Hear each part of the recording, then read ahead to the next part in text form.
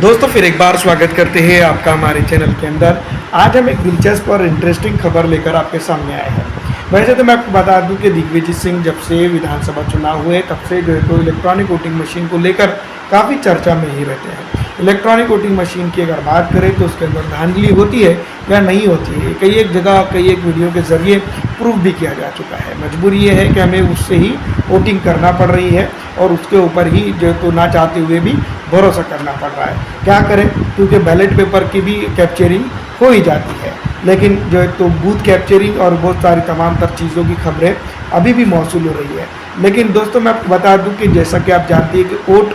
Tampering की इसको लेकर देखा जाए तो काफ़ी सीरियस जो है तो हमारे भारत के चुनाव आयोग में होना चाहिए था, लेकिन भारत का चुनाव आयोग उसके ऊपर जो तो आंखें मूंदता हुआ ही नज़र आता है। हमेशा से दोस्तों मैं बता दूं कि इस तरह की खबरें हमें मिलती ही जाती हैं कि जो तो यहाँ पर टैंपरिंग हुई है, वहाँ पर हुई है, तो तमाम तर चीज़ें हैं। अभी दोस्तों मैं आपको बता दूं कि जैसा कि आप जानती है कि हमेशा से सुर्खियां में रहने वाले दिग्विजय सिंह ने इस बार भी मैं बता दूं कि जो तो अभी कुछ दिनों पहले ही उन्होंने प्रेस कॉन्फ्रेंस की थी। लगातार दोस्तों मैं आपको बता दूं कि अमित शाह के ऊपर जो तो हमलावर होते हुए जो तो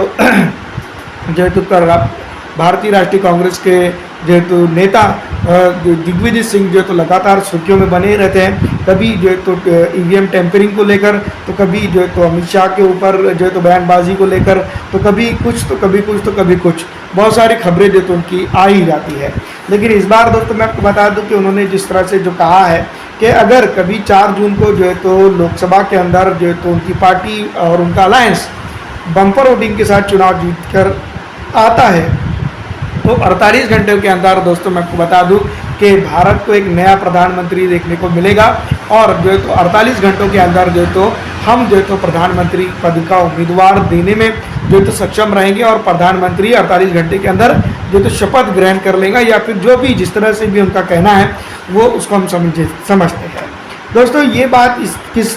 भरोसे पर और किस तथ्य से और किस आधार पर कही जा रही है, ये बात तो हमारे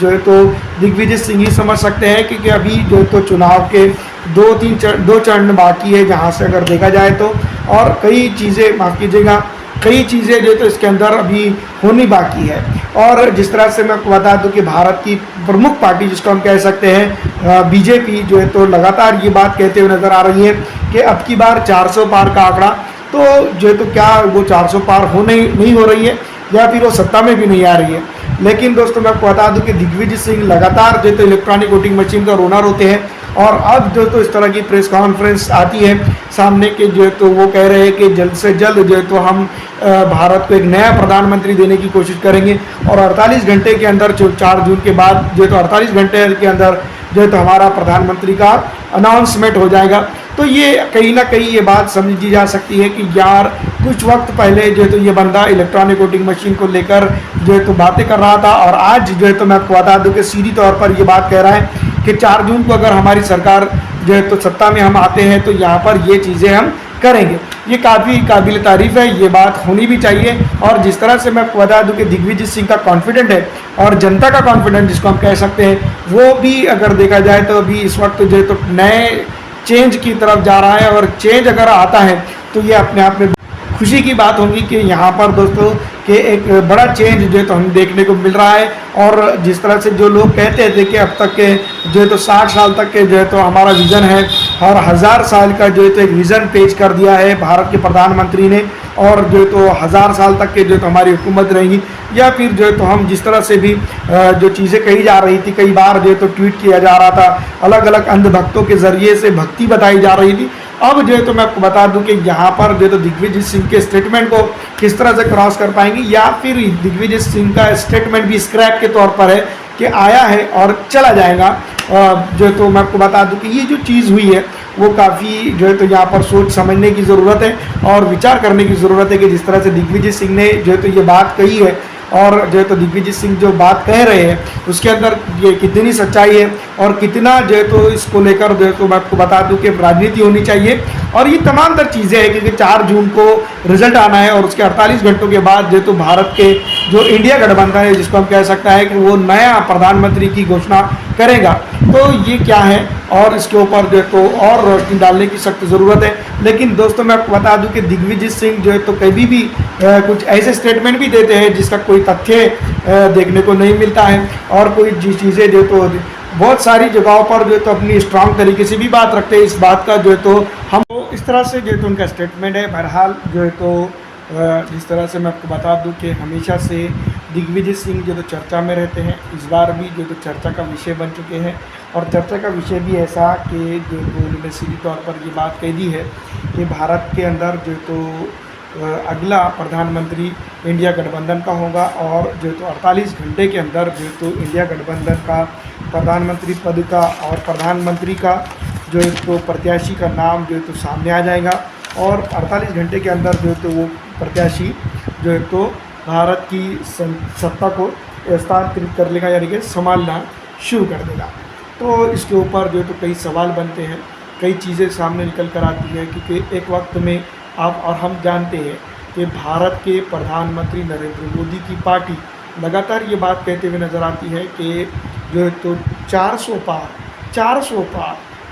पार अब तक के दोस्तों मैं आपको बता दूं कि कई हज़ार बार जो तो हर सभा के अंदर वो कह चुके हैं, उनके नेता कह चुके हैं, उनके तमाम लोग कह चुके हैं।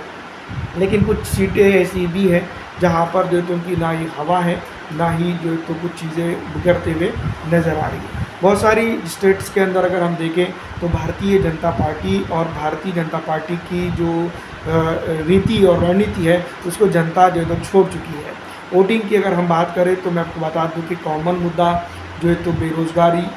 जो है तो महंगाई और जो है तो रोटी कपड़ा मकान, इसके ऊपर जो तो वोटिंग हुई है। इस बार अगर मैं आपको बता दूं कि सब कुछ सामान्य रहता है या फिर जो चीज़ें हो गई है वो तमाम तर चीज़ें रहती है बाकी, तो यहाँ पर जो तो काफ़ी कुछ चीज़ें बदल सकती है। लेकिन जिस तरह से मैं आपको बता दूं कि दिग्विजय सिंह ने जो बयान दिया है